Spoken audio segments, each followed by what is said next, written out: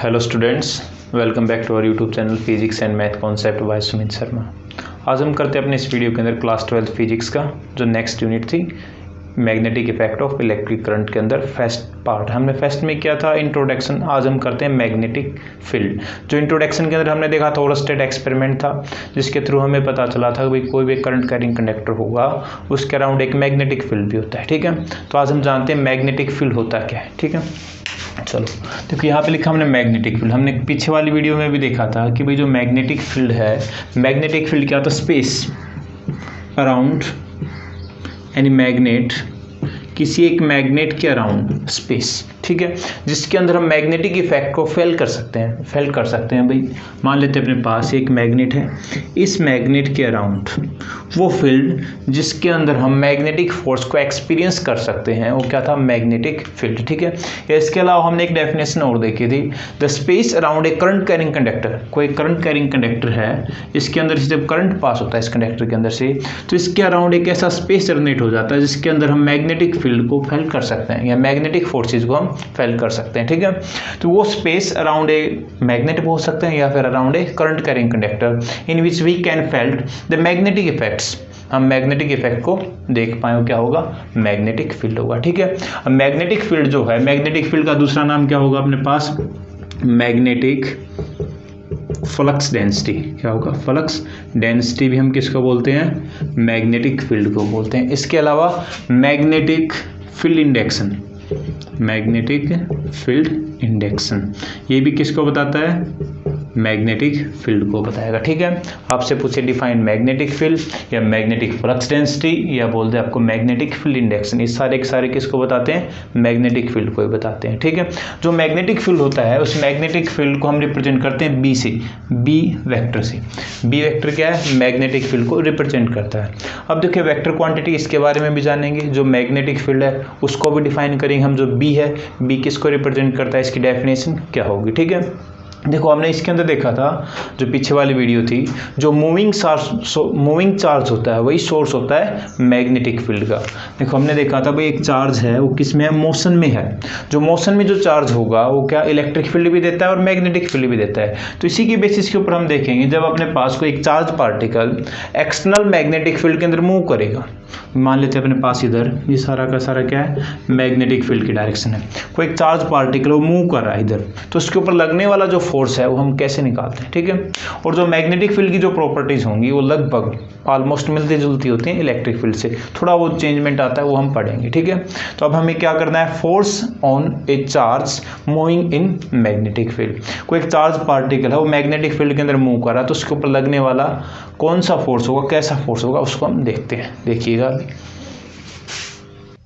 देखिए जो एक फोर्स लगेगा एक चार्ज पार्टिकल के ऊपर जो मैग्नेटिक फील्ड के अंदर मूव कर रहा है, तो इसके लिए क्या निकलता है अपने को? देखिए force on a moving charge in magnetic field. अपने पास एक चार्ज है, वो मान लेते हैं चार्ज यहाँ पे अपने पास यहाँ से v वेलोसिटी के साथ जो मैग्नेटिक फील्ड उसके अंदर मूव कर रहा है। ठीक है, हम एक इसके अंदर 3 डायमेंशनल एक्सिस लेके चले हैं, कोऑर्डिनेट लेके चले हैं। भाई अपने पास z एक्सिस है, ये y एक्सिस है, कौन सी? x axis. तीनों की तीनों क्या म्यूचुअली परपेंडिकुलर होते हैं। तो इस केस में देखते हैं जो फोर्स लगेगा उस चार्ज पार्टिकल के ऊपर जो मैग्नेटिक फील्ड के अंदर मूव कर रहा है, तो फोर्स किसके ऊपर डिपेंड करता है? तो देखो फर्स्ट कंडीशन क्या है? Magnitude of force. जो फोर्स लगेगा उस चार्ज पार्टिकल के ऊपर वो डायरेक्टली प्रोपोर्शनल क्या हो? Magnitude of charge. जितना ज़्यादा चार्ज आप लेके चलोगे उतना ही ज़्यादा उसके ऊपर फोर्स लगेगा। ठीक है, तो जो फोर्स लगता है एक चार्ज के ऊपर जो मैग्नेटिक फील्ड में मूव कर रहा है, तो किसके ऊपर डिपेंड करता है? Magnitude of charge. चार्ज ज़्यादा है तो फोर्स भी क्या होगा? ज़्यादा। फर्स्ट कंडीशन मिल गई, force is directly proportional to the amount of charge, ये बोल सकते हैं मैग्नीट्यूड ऑफ चार्ज।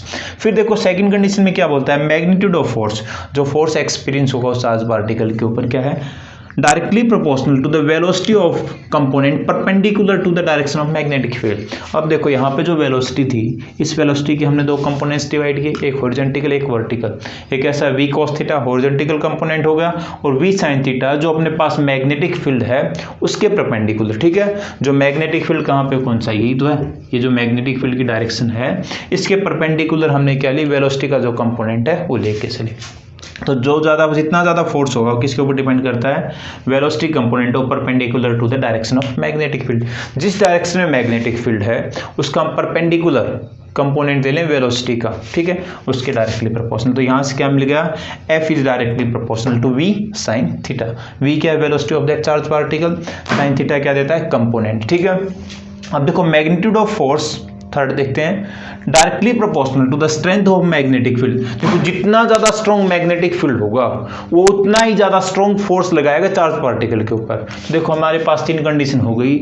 एक तो क्या करता है, जो फोर्स है डायरेक्टली प्रोपोर्शनल किसके, चार्ज के, ठीक है। फिर सेकंड क्या बोलता है, जो वेलोसिटी है, वेलोसिटी का कौन सा, साइन कंपोनेंट या बोल सकते हैं परपेंडिकुलर कंपोनेंट। और तीसरा क्या है, जो अपने पास मैग्नेटिक फील्ड है। तो यहाँ से इन तीनों को यदि हम कंबाइन करेंगे तो क्या मिल जाएगा, F is directly proportional to, लिख सकते हैं Q V B sine theta. F directly proportional किसके आ गया, चार्ज के, V क्या velocity of charge particle, B क्या मैग्नेटिक फील्ड, साइन थीटा क्या कंपोनेंट है वर्टिकल, किसके लिए, वेलोसिटी के लिए, ठीक है। अब हम यहाँ से डायरेक्टली प्रोपोर्शनल के साइन को रिमूव करेंगे तो अपने पास क्या आएगा, कोई कांस्टेंट K। हमने मान लिया जो कांस्टेंट K है उसको क्या मान लिया, 1, क्या मान के चले 1। तो क्या मिल जाएगा अपने को, जो फोर्स लगा एक चार्ज पार्टिकल के ऊपर, किसके ऊपर, चार्ज पार्टिकल के ऊपर, जब वो चार्ज किसी मैग्नेटिक फील्ड के अंदर मूव करता है तो क्या मिलता है, QVB साइन थीटा, ठीक है। यदि देखो आप इसको वेक्टर फॉर्म में यदि हम लिखना चाहें, वेक्टर फॉर्म में लिखें तो जो साइन थीटा है, साइन थीटा को हम क्या कर देंगे, क्रॉस में चेंज कर देंगे। और क्रॉस देखें तो क्या मिलेगा, V और B, वेलोसिटी कैसी है, वेक्टर क्वांटिटी, जो मैग्नेटिक फील्ड है वो भी कैसी है, वेक्टर क्वांटिटी है। तो हम क्या लिख पाएंगे यहाँ से, जो फोर्स है, जो फोर्स मिलेगा हमें, फोर्स क्या हो जाएगा, Q तो बाहर है, V क्रॉस B कर दें, क्योंकि जब क्रॉस प्रोडक्ट को हम रिमूव करते हैं तो अपने पास साइन थीटा आता है। यहाँ से क्या मिल जाए, F equals to QVB sine theta. जब हम इस क्रॉस प्रोडक्ट को रिमूव करें तो क्या मिल जाएगा, साइन थीटा। फोर्स कैसी क्वांटिटी है, वेक्टर क्वांटिटी। अब देखो हमें इस फोर्स का पता चल गया जो एक चार्ज पार्टिकल के ऊपर लगता है जब वो किसी मैग्नेटिक फील्ड में मूव करता है। तो यहाँ से हमें देखो जो फोर्स मिला, फोर्स कैसी क्वांटिटी है, वेक्टर क्वांटिटी, उसकी डायरेक्शन निकालनी होगी। उसकी डायरेक्शन के लिए आपको पता क्या यूज करें हम, राइट हैंड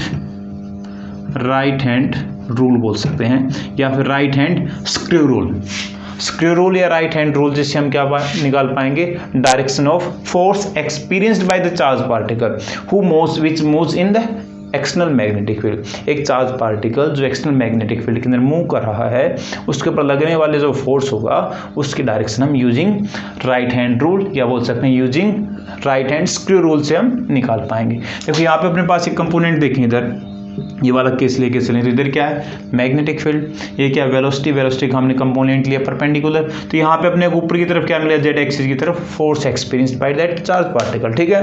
तो यहाँ से हमने क्या निकाला, जो फोर्स एक्सपीरियंस किया जाता है वो।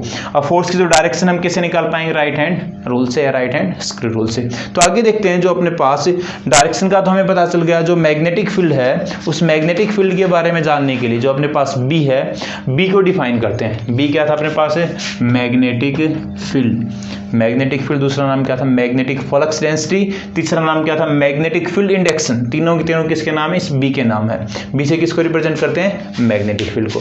तो यहां से हमने ये निकाल लिया। अब डिफाइन करेंगे इस बी को, देखना बी क्या है।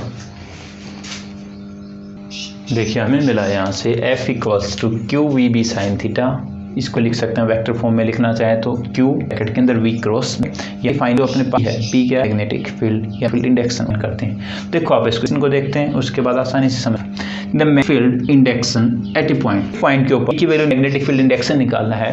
मैग्नेटिक फील्ड क्या है, magnet is equal force experienced by, equal होगा force X by the unit charge कैसा होना चाहिए, और unit moving with velocity, unit के साथ वो मूव और चार्ज और वो perpendicular to the direction of field, जो मैग्नेटिक फील्ड है परपेंडिकुलर, ठीक है।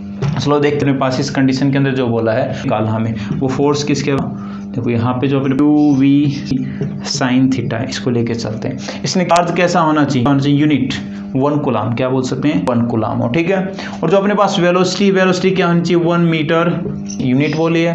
और ये जो वेलोसिटी कैसी होनी चाहिए perpendicular to the magnetic field. अब परपेंडिकुलर थीटा कितना हो गया 90, और साइन 90 क्या मिल जाएगा 1 मिल जाएगा, ठीक है। उस केस में देखो देखिए सारी वैल्यू पुट करें तो अपने को क्या मिलेगा, बी क्या है, मैग्नेटिक फील्ड इंडक्शन उस पॉइंट के ऊपर। तो देखो क्या होगा, F निकालें तो यहाँ से जो Q है वो भी कितना है 1, v है वो भी कितना है, v की जगह भी क्या है, यूनिट है, 1 मीटर पर सेकंड है। जो b है हमें निकालना है, और यहाँ पे जो थीटा है sin 90 होगा, sin 90 की वैल्यू कितनी होती है 1, तो यहाँ से क्या मिल गया, f बराबर क्या आ गया b।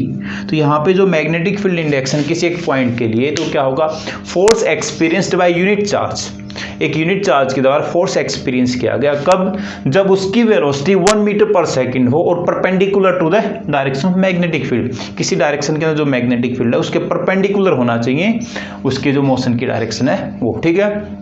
तब अपने को क्या मिल जाएगा, फोर्स किसके बराबर होगा, मैग्नेटिक फील्ड इंडक्शन के लिए, ठीक है। कब, एक बार फिर रिवाइज करो इसको, जब एक unit charge particle unit velocity के साथ जो मैग्नेटिक फील्ड की डायरेक्शन उसके परपेंडिकुलरली चले, ठीक है, तब अपने पास जो मैग्नेटिक फील्ड इंडक्शन होगा वो फोर्स के बराबर होगा जो एक चार्ज पार्टिकल के द्वारा in magnetic field during motion of particle in magnetic field, जब मैग्नेटिक फील्ड में जो फोर्स लगता है किसी एक चार्ज पार्टिकल के ऊपर जब वो मूव करता है तो उसके ऊपर लगने वाले फोर्स के बराबर क्या आ जाएगा, अपना मैग्नेटिक फील्ड इंडक्शन, ठीक है। तो यहाँ से अपने को F बराबर B मिल गया, B क्या है, मैग्नेटिक फील्ड इंडक्शन, ठीक हो। अब देखो आप यहाँ से इसी फॉर्मूले से अपने पास 3 केस आएंगे, और 3 केस क्या है, एंगल के साथ डिपेंड करेंगे, भाई कब अपने पास मैक्सिमम वैल्यू मिलेगी, कब अपने को 0 मिलेगा, ठीक है। तो उसको देखते हैं तीनों केस को, कौन कौन से वो केस हैं, देखते हैं। केस फर्स्ट अपने पास था F = QVB sin थीटा, यहाँ से हम अलग अलग केस देखेंगे जो अपने पास फोर्स लगता है मैक्सिमम कब होगा, 0 कब होगा, ठीक है। देखो जब हम केस 1 लेकर चलते हैं, केस 1 में क्या देखते हैं, जो अपने पास मैग्नेटिक फील्ड है B और V, B क्या है, मैग्नेटिक फील्ड, और V क्या है, वेलोसिटी, इन दोनों के बीच में जो एंगल है वो एंगल या तो 90 डिग्री हो, 0 डिग्री हो, या फिर 180 डिग्री हो। 0 डिग्री का मीन क्या है, जिस डायरेक्शन में मैग्नेटिक फील्ड है ये भी है, उसी डायरेक्शन में यदि अपने को वेलोसिटी मिलती है उस चार्ज पार्टिकल की, देखो यदि अपने पास जो मैग्नेटिक फील्ड की डायरेक्शन ये है और वेलोसिटी की डायरेक्शन भी यही है, तो यहाँ पे एंगल क्या हो गया, 0, ठीक है। या फिर इसका अपोजिट देखें, भाई जो वेलोसिटी है वो तो अपने पास इधर है, जो मैग्नेटिक फील्ड की डायरेक्शन वो इधर है, तो दोनों देखो एक दूसरे के अपोजिट हो गए ना, जब अपोजिट हो गए तो एंगल कितना आ गया, 180, जब सेम डायरेक्शन में तो एंगल कितना था, 0 डिग्री। तो ये इन दोनों केसों को हमने एक के अंदर इंक्लूड किया है, जब थीटा क्या हो, 0, वेलोसिटी और मैग्नेटिक फील्ड के बीच जो एंगल हो क्या हो, 0, या बोल सकते हैं 180, या तो दोनों के दोनों एक डायरेक्शन में हो या फिर क्या हो, एक दूसरे के अपोजिट, एक राइट साइड जा रहा था एक लेफ्ट साइड जा रहा है, ठीक है। उस केस में एंगल क्या होगा, या तो 0 या 180। अब हमें पता है इसके अंदर तो हमने साइन थीटा यूज किया है, और साइन 0 की वैल्यू निकालें तो क्या आएगा, 0, साइन 180 की वैल्यू निकालें तो वो भी क्या आएगा, 0।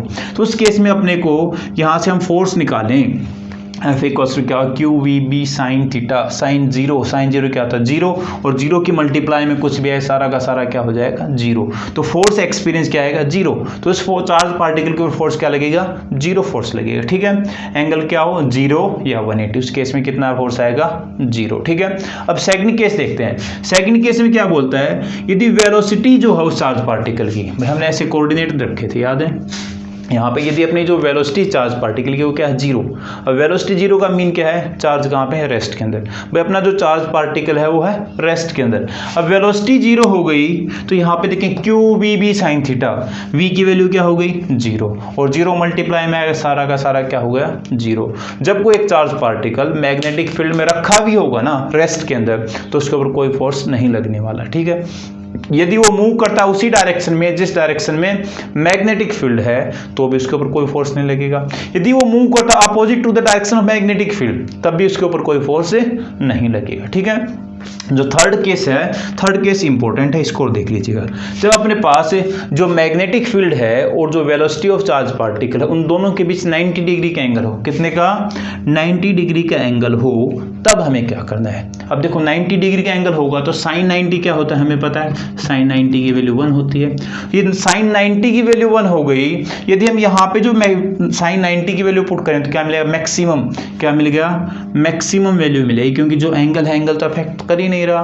90 डिग्री पे आ गया, 90 क्या होती है, साइन की 90 के ऊपर मैक्सिमम वैल्यू होती है ना 1, तो यहाँ से क्या मिलेगा, जब मैग्नेटिक फील्ड और जो वेलोसिटी ऑफ चार्ज पार्टिकल है उन दोनों के बीच एंगल 90 डिग्री का होगा, उस केस में अपने को मैक्सिमम फोर्स एक्सपीरियंस होगा। ठीक है, और वो जो मैक्सिमम फोर्स एक्सपीरियंस होगा उसी बेस के ऊपर वहाँ पे जो लगने वाला जो फोर्स होगा मैक्सिमम, उसके लिए हम डायरेक्शन निकालेंगे। फ्लेमिंग के जो रूल्स है ना, लेफ्ट और राइट, आपने पढ़ा हुआ 10th क्लास के अंदर, एक लेफ्ट हैंड रूल था, एक राइट हैंड रूल। तो लेफ्ट हैंड रूल से हम क्या निकालते हैं, डायरेक्शन ऑफ फोर्स की डायरेक्शन निकालते थे।